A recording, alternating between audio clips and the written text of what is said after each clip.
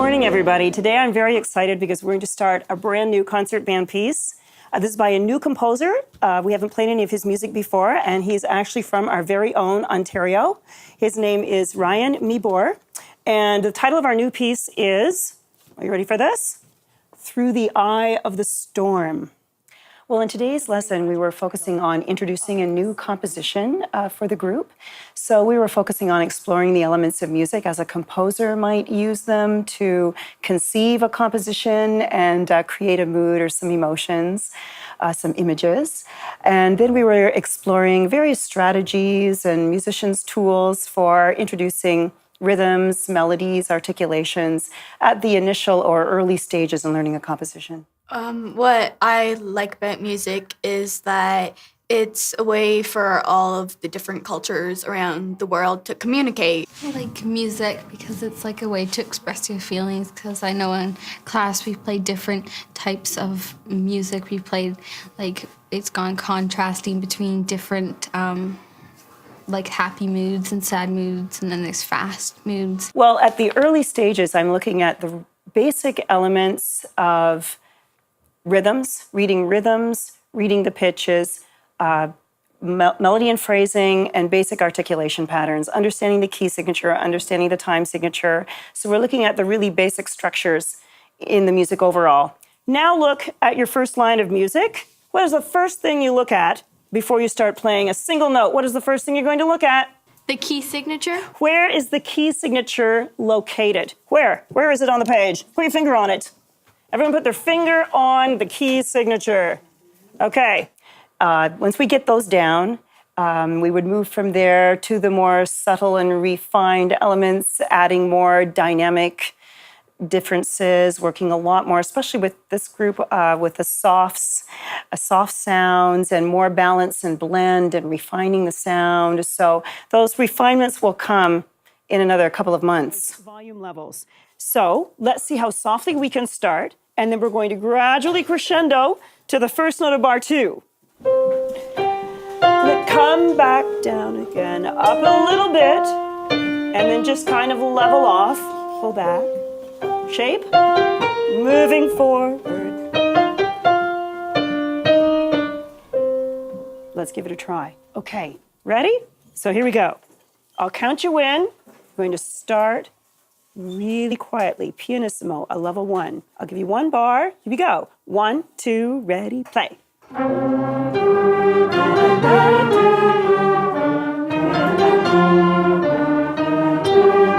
And down. 1, 2.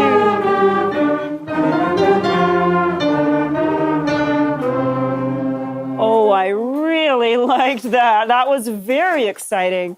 Since this lesson was focusing on the initial or early stages in learning a composition, I was focusing on what I consider to be the basic elements, which need to be in place before you can add the more refined elements. So we were looking at rhythms, melody and phrasing, and articulations today. We did a little bit of work with dynamics, but we would be looking at doing a lot more work with dynamics and balance and ensemble, refining the ensemble sound as we worked through the composition. Well, the teamwork aspect is huge in concert band. It's really, I really feel, is the ultimate teamwork experience, because each individual player needs to push themselves to achieve their personal best, but as soon as they step into the team, they need to step back. We won't do a whole scale. Let's say we go up the first 5 notes, okay? Here we go. Are you ready? 1, 2, 3, go. Da, da, da, da. So it's not about being the loudest trumpet player. It's about blending with your section. So I find that this is just so great for students. They have learned to empathize with one another. They have learned to support one another, which is just wonderful. Like if there's an older kid and a newer kid just joined the band and he kind of doesn't know what these notes are, kind of guide him. You basically joined a team when you join a band because you have your individual help that you need to do, like your individual improvement, but then you're with the band and you have your band improvement. I've made a lot of friends with the band, and I think none of us would be here and laugh at each other if we failed at anything. We'd always help them get back up and teach them something else, even if we're not in the same position like of instrument. But I think someone's always there for you, and you're never alone in music because you're on a team and team members look out for each other. So the challenging part is you have students coming from different ability levels, and they learn at different rates, and they learn it in different ways. But we all have the ultimate goal of getting to the same place in the same space of time. So this is definitely a challenge. One of the ways I address it is through our sectional practices, just bringing in one section at a time and really trying to support the weaker students and give them as much one-on-one or small group as I can. And I think that helps. Evaluating musical achievement is tricky. Of course, there's the formative evaluation that you do as a teacher, which is ongoing and is done constantly. What works, what doesn't work, what do I need to change, what do I need to try differently? As far as evaluating how the students did with today's lesson, I would be looking at observing, listening, anecdotal notes on what section was able to pick up on these rhythms and melodies. I think I'm looking at evaluation from two levels, really. There's the conceptual understanding of the elements and what we're trying to do, and then there's the practical level of performing those elements. Sometimes the students will understand a concept, but they can't quite perform it yet. So a lot of it is observation and formative and so on. But I do summative evaluation. We do some formal music tests where everyone plays scales, everyone plays these technical exercises, everyone plays certain passages from the repertoire that have been pre-assigned, and so on. So I find that these students, they're actually pretty good at analyzing how they've used the techniques. So they can actually tell me, this worked, but this didn't work. I still can't get this, or they're pretty good at analyzing their progress, or they'll say, oh, I liked the sound of that, but we really fell apart at this section. Okay, very good, very good. So we've practiced the rhythm. Did anybody notice that it's starting to kind of rush a little bit somewhere in the rhythm? Somewhere in these two bars, did it start to get a little sloppy in there? Something we might want to tighten up. Did anybody notice? Josh. In the first bar, at the end of the first bar. Right, these two eighth notes, I think, you need to leave space between the eighth notes. Da, da, da, da, da, da, da. So you want to make sure you're absolutely together and controlled. I guide them with that a great deal. I break it down to these are the specific elements we're going to work on. This is how we're going to work on it. So now we're going to improve this area of this piece by doing these strategies.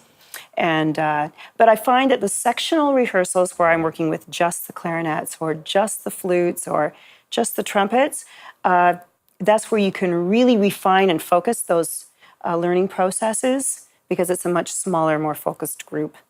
Can I have the C from the tenors, please? Ready, middle finger C, and play. Close. Somebody's a little out. Let's see. Okay, let's hear yours, Caleb. Yeah, just a shade flat. Yeah, push in just a bit. Let's hear yours, Kyle. You guys, and just relax. Ready, sing. Join that with the altos on the G.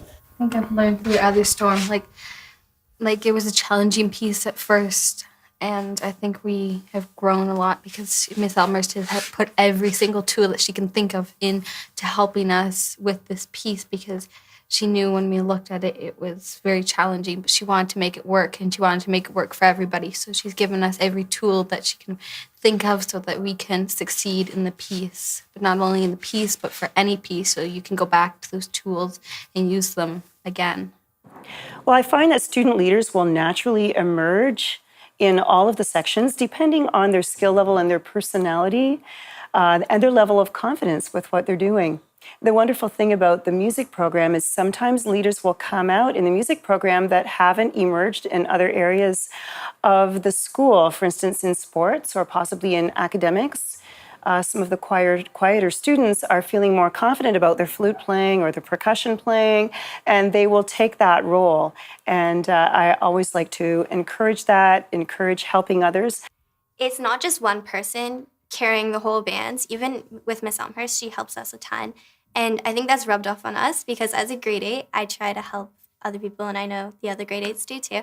And it's not just one person leading the band, it's a whole blended sound. So you try to help other people because it's good to help them improve. But also when you go to festivals and everything, the adjudicator and judges or whatever, they look at the whole band and the whole blended sound. And it's a lot like a team because I care about all the people in the band and I try to help them out and they help me out too. Even the younger kids show me different things sometimes, so.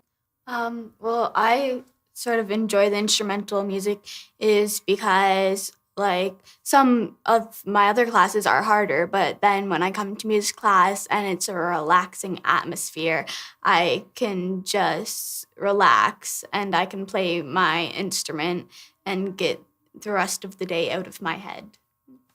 I think it builds a lot of trust too with your classmates because I think, like they say, they want to stop bullying, and I think music could really help schools stop bullying because if you have trust with your classmates and you're not afraid to play your trumpet or your French horn or flute in front of them by yourself, then why should you be afraid to do anything else in front of them?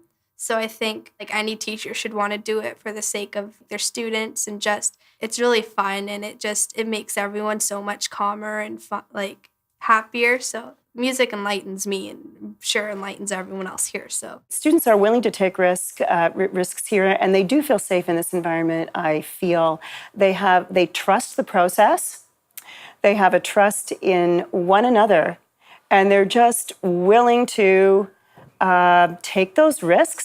But I think what really drives all of that is just the passion and the excitement for the music. And let's face it, these students have a lot of energy. You know, as you said, the boys want to get to the end of the piece. Let's play this. Let's just enjoy it. And so that energy and that joy in the experience, you always want to work with that. And I think that fosters the willingness to try silly things or crazy things like putting nonsense words to a rhythm. And they're willing to do it. 1, 2, 1, 2, ready, and...